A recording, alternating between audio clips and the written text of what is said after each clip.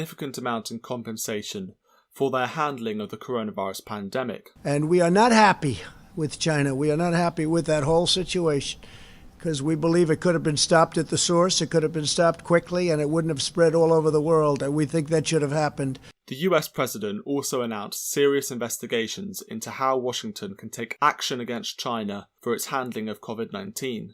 Beijing has been accused of covering up critical information regarding the virus in January, silencing doctors who warned about the disease, and allowing COVID-19 to spread by failing to take action quickly. The WHO has backed up the communist regime, although the same organisation has been criticised for its slow reaction to the pandemic and for being too close to China. Other organisations have also joined Trump's calls for compensation against China, including the German newspaper Bild, who came up with a £130 billion bill Beijing owes Germany for its poor handling of the pandemic.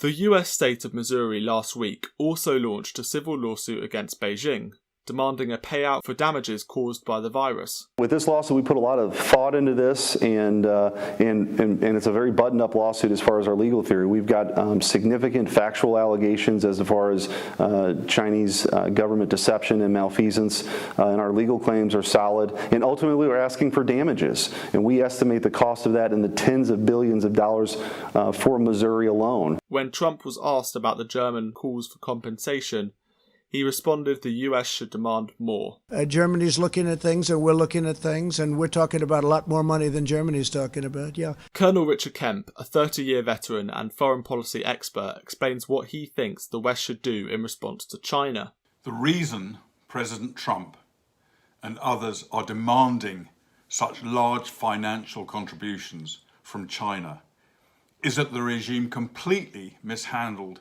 the COVID-19 pandemic and allowed it to spread worldwide. Thousands of deaths around the globe could have been avoided had China acted responsibly in the first place.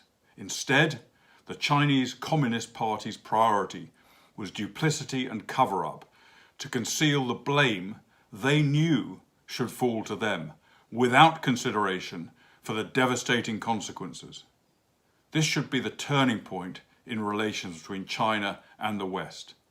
China oppresses, imprisons and executes its own people to exercise total control over everyone and everything in their own country.